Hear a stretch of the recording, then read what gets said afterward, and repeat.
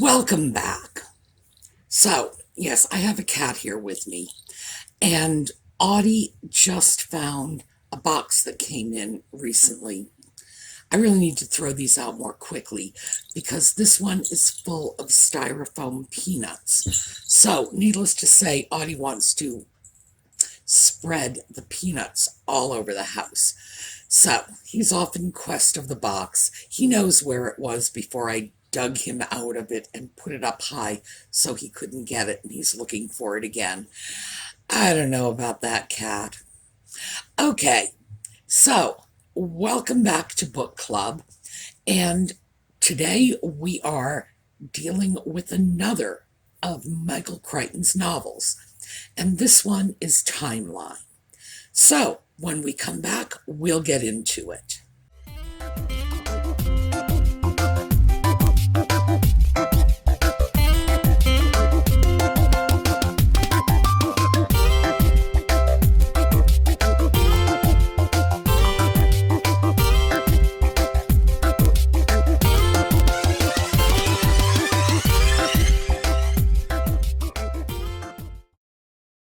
So, Timeline is a book about science, about time travel, about sociology, and about the 14th century. So, let's start with things like science. When Michael Crichton tackled scientific subjects, which he did all the time, he did it with a great base of skill and knowledge. And we've talked about this because I still can't get over the fact that the guy had a medical degree from Harvard and decided he just didn't feel like being a doctor. He was a brilliant man, and he clearly had a strong inclination for the sciences. So when he developed ideas like Jurassic Park, that is not a science novel, the science nevertheless holds together. And with Timeline, he dealt with the concept of the multiverse. Now, 20 years later, because Timeline was written in 1999, 20 years later, this whole multiverse concept is the stuff of comic books now.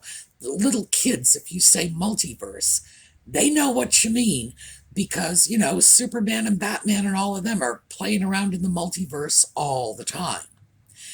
And even little children, as long as they're comic book readers, actually seem to have a pretty good grasp of the theory.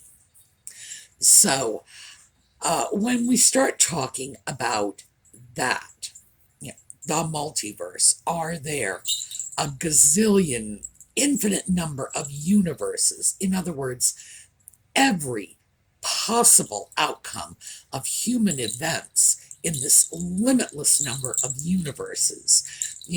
A universe where, you grew up to be a doctor, or you grew up to be a lawyer, or you grew up not to be you, or just every possible permutation. It can be mind-boggling.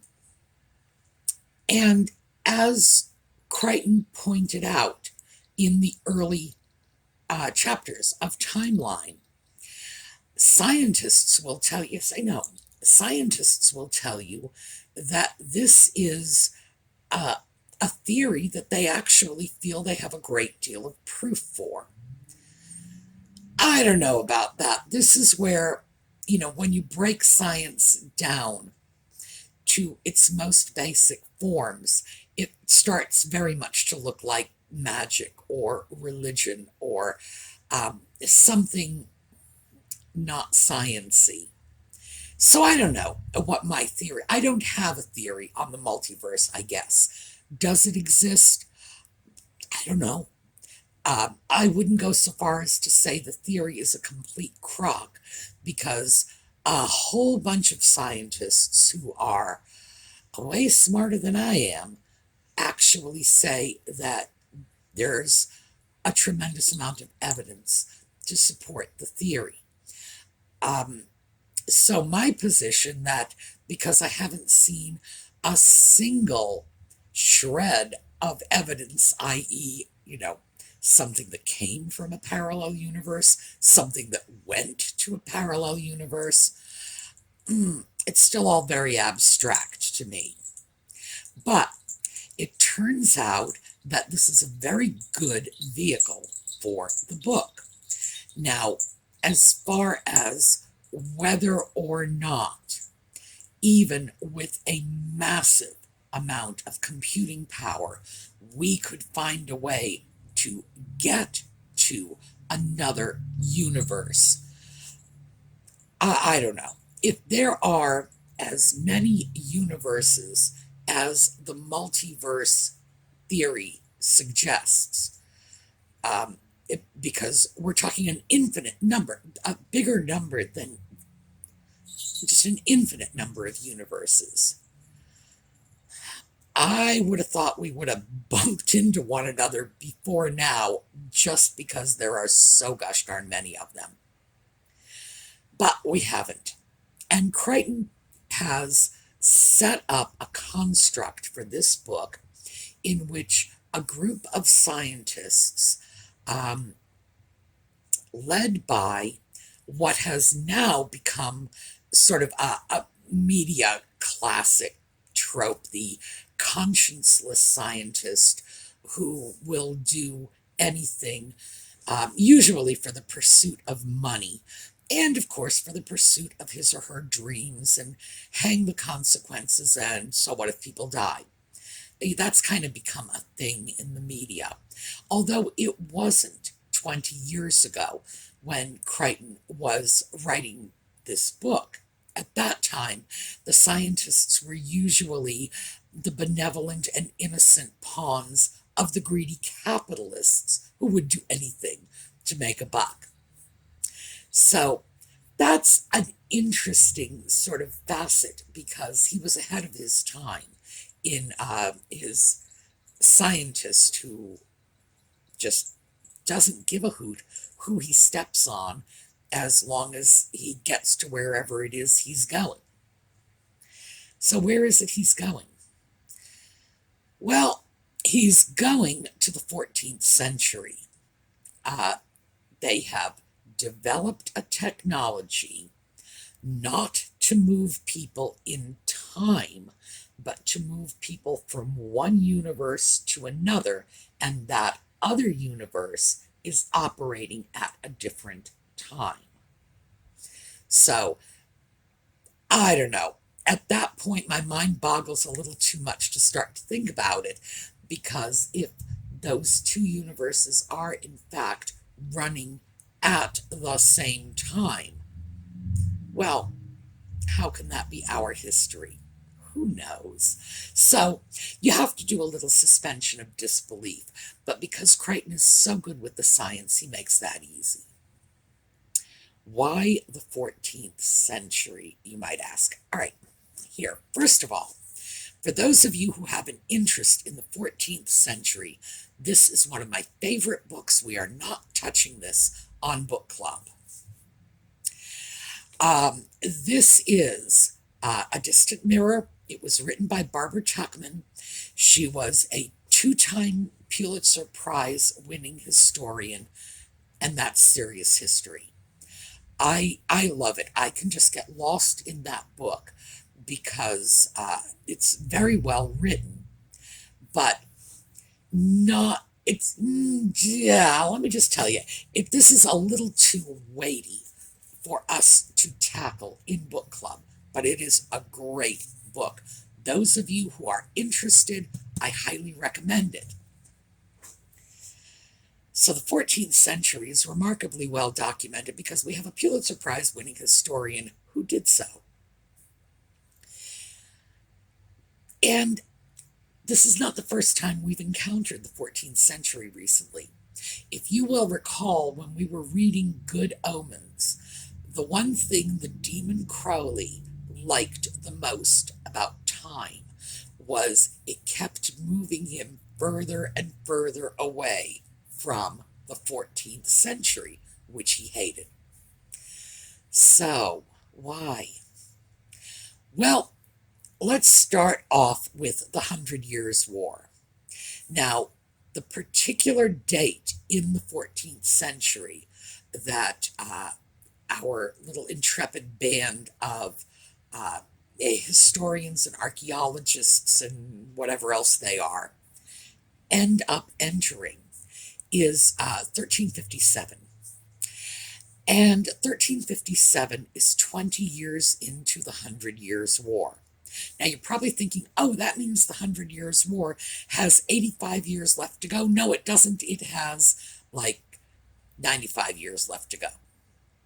So, the 100 Years' War was actually 114 years because I guess they didn't count very well then. And in fact, 14th century math skills were nothing to be envied. So we had war. We had massive famines on a global scale, repeatedly in Europe. So, 1 horseman, 2 horsemen, and the plague, 3 horsemen. And naturally, when you have war, famine, and pestilence, you're going to have death. The average life expectancy was 30 years. There is a quote, and actually this was not referring to the Middle Ages, but it is always applied to the Middle Ages. It was Thomas Hobbes who said, it's a much longer quote, but he described life as nasty, brutish, and short. And frankly, you probably couldn't find a time in history when that was more true than the 14th century. Life was cheap. Our little band ends up in France. Now, if you're going to be anywhere in the 14th century, France is one place you do not want to be, because not only did they have among the highest numbers of plague deaths, but the 100 Years' War was fought on French soil. And it was fought by the English, so you have the English and the French, and they're fighting this 100 Years' War, and it all goes back. Remember Ivanhoe? Yeah, we've got nothing but connections here. Ivanhoe and our beloved King Richard, who was off crusading. Well, Richard's mother, Eleanor of Aquitaine, had inherited as her birthright a massive chunk of France, an amount of France that was probably a little over half the size of the country. And it wasn't just half of France.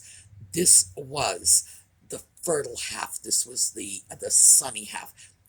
The sun shone in Aquitaine and it rained everywhere else. This was the best of the cropland. It was the richest part of France. This is where the troubadours were coming from, writing their lays. And Aquitaine, if you were going to be anywhere 200 years earlier, it would be Aquitaine.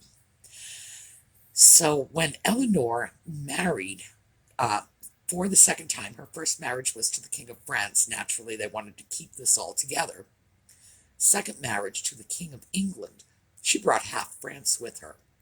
So that was, her dowry was half of a country. Brought it over to England, and when Henry died, her husband, and as I mentioned, killed by his children. You can't make this stuff up. This half of France that belonged to Eleanor fell to the hands of her children, and from her children, this was also the English royal line. So subsequent kings of England owned half of France. Well, France really kind of wanted it back. The English didn't want to give it up. So, the 100 Years' War, and it was fought on French soil. And what the English would do, and let's go back to Ivanhoe again. Remember Maurice de Bracy, our freelance mercenary soldier, and his free companions. These were fighting men who would sell their swords to the highest bidder, basically. There was a market for professional soldiers who would help the barons fight their wars because they fought with each other rather a lot. These mercenary bands would be assembled in England, transported to France. They would fight the war, and the English just were a lot of things, but stupid wasn't high on the list. So bring these mercenary bands, and they paid them off in France and did not bring them back to England. So you had, on top of everything else that was going on, remember, we've got pestilence, we've got famine, we have a very abbreviated life expectancy anyway, and we have wandering bands of marauding soldiers who were just ravaging the countryside. They had been discharged, paid off, and left. So what are they going to do? They're going to keep doing what they had done before, and they just terrorize the French. The English thought this was an extremely clever way of pursuing their war, because even after they no longer had to pay the mercenaries were still in effect working for them. So this was a dreadful place to be. Unless you want to drop somebody off in Hiroshima in 1945, you're going to have to work really hard to find a more dangerous time or place than 14th century France. And in a way, this is the core of our story, because our plot is that a professor, a college professor, has somehow gotten separated from his group and wandered into the 14th century. He's been transported to this parallel universe. Apparently, he was only supposed to observe, but people saw them and, blue light, and I guess they ran for the local priest. Actually, the book does tell us what happened, but I'm not going to give you any spoilers. But then he ends up within the community. And a college professor in a community like this is not going to have high hopes of survival. So they send more academics to go in and get him. To me, interestingly enough, that is probably the most unbelievable part. Yeah, you want multiple universes, you want machines that take you there, you want time travel without traveling through time, sure. But why would you send a bunch of academics to go get an academic? It's like, no, you call the SWAT team. That's what you do. The fact is that you're talking about a group of people that have very limited survival skills, even in the 21st century. So, yeah, I don't know. That's the dicey part. But that is our plot, and how we get our academics into the 14th century, how they attempt to survive, how they are trying to negotiate through wildly complex political maneuverings. And that would have been very, very accurate. In order to survive, if you were a person of significance in the 14th century, then keep in mind, if you weren't a person of significance, your survival was very low. So peasants were just fodder for the armies. But if you were a petty nobleman or noblewoman, the only way you were going to survive was through Byzantine alliances and just sort of delicate diplomatic maneuverings, because everyone around you had a very large sword, and was perfectly happy with the thought of using it to chop off your head. So this is where our story just sort of unfolds and takes place. So, having gotten through that business, let's take a look at some of the things that Michael Crichton brings up. He frequently mentions, and I seem to recall there were at least two, well, maybe that's not frequent, at least twice, he mentions the death of Edward II in England. So we might as well get into this because it is this gory urban legend. However, in fairness to Crichton, these were the stories that were being circulated at the time. Modern historians are more inclined to discount them. But by 1330, mind you, we're in 1357, so these stories are a quarter of a century old. By 1330, this is the story that's being told. Edward II is King of England, and he marries Isabella, and she's the daughter of the King of France, because, who knows? They're going to be at war soon anyway. But kings marry princesses, and that's just how it works. So it's an arranged marriage. Isabella is much, much younger than Edward. I think the age difference is something like 12 or 14 years. So he's a grown adult when she's just a little girl. And their marriage was not a happy one, although it did seem to be initially a happy marriage. When she came over to England, he was apparently very indulgent. He was a young man. He had a child bride, patted her on the head and bought her pretty dresses.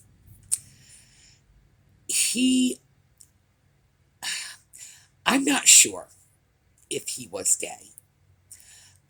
He certainly had some exceptionally close relationships with men, and he elevated those men. Piers Gaveston was the first one, and these relationships lasted a long time. These were not just, this is my buddy this month and I'm going to switch him out next month. No, many years. He elevated his favorites, and it created a great deal of dissension among the nobility. It didn't help that the favorites just lorded it over everyone else. Piers Gaveston was the first one, and he was executed. Eventually, Hugh Despenser came along. That was the second one. And at the time, no one said, oh, he's doing the naughty with these people. But it was said very shortly after his death. So it's hard to say. Would anyone have said, the king beeth a sodomite? No, that's the sort of thing that got your head cut off. So if he had been gay and it had been known he was gay, people almost certainly would not have run around screaming about it, because that would have gotten you into massive trouble. But because of his relationship with men, and as I say, these were deeply close relationships over long periods of time that resulted in the favorites acquiring a great deal of money and power, way too much money and power, and it clearly went to their heads, coupled with the fact that Edward was a pretty lousy king. Eventually, little Isabella, the wife, grows up, scampers back to France, and takes up a lover, a fellow named Mortimer, and they go back and stage a coup. The coup was staged in the name of Edward's son, Edward III. He was a minor, so it was really Isabella and Mortimer who had the power. And it was stated, now the official statement was that Edward II died of natural causes. The rumors after his death flew almost immediately. They said that they, meaning Isabella and Mortimer, had their dastardly agents insert a horn into the wrong end of Edward II and then stick a red-hot poker in there and scramble his insides. Gruesome. The truth is that seems very unlikely.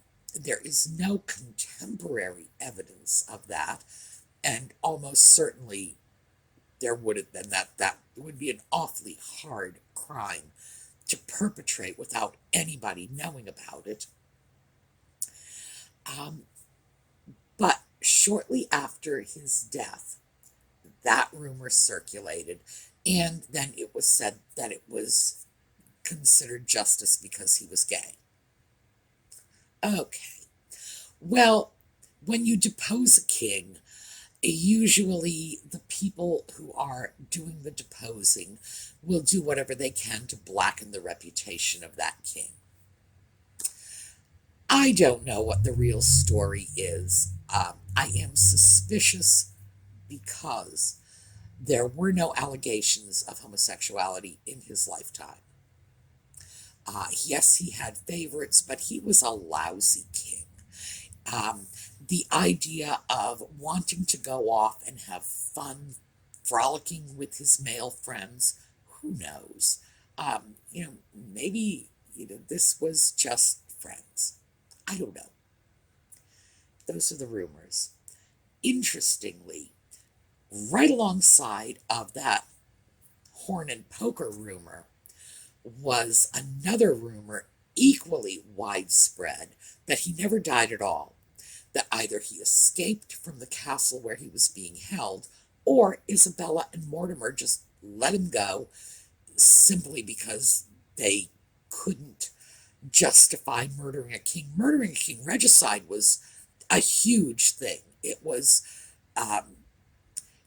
probably the worst crime you could ever commit in a civil sense, and kings made sure it stayed that way. And it was also a terrible crime in church law. So that was something that, interestingly enough, people just didn't go around killing their kings willy-nilly. But either he escaped, or they let him go, and he began wandering the countryside, or he went off to Rome and became a monk, or he became known as, William the Welshman, or, all these strange stories. And that, of course, is very unusual, too, because there was a large state funeral. So, massive rumors about Edward. At the time when Crichton was writing this, and that was 20 years ago, the prevailing notion did favor the idea that Mortimer and Isabella had killed him in a very brutal fashion. So when he makes reference to this, you have to say, well, okay, yeah, that would have been an accurate rumor at the time, because those rumors started almost immediately. So if you had been in France in 1357, you would have been more than familiar with the story of what happened to Edward, but you also would have been equally familiar with the story that he had escaped and was living in a monastery, calling himself, William the Welshman, or whatever it was he was calling himself.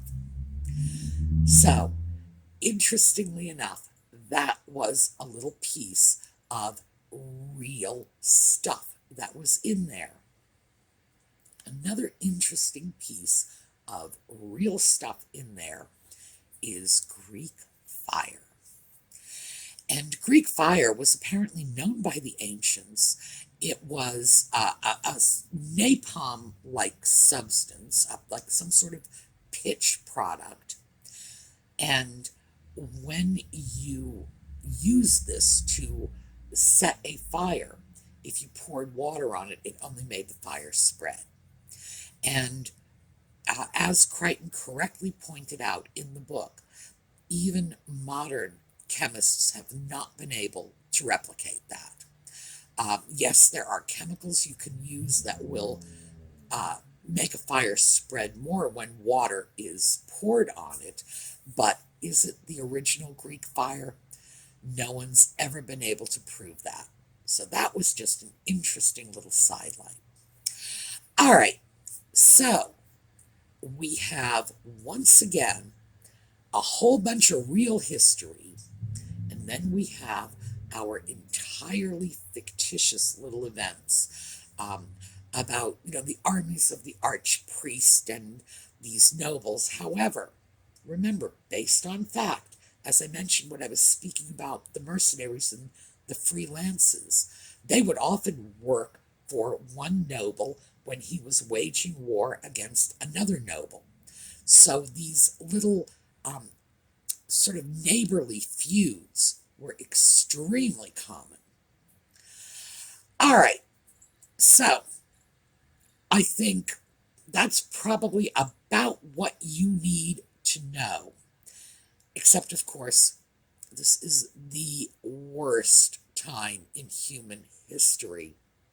And remember, the Demon Crowley said so, and he was there from the start. So, it's not a time I would want to be in.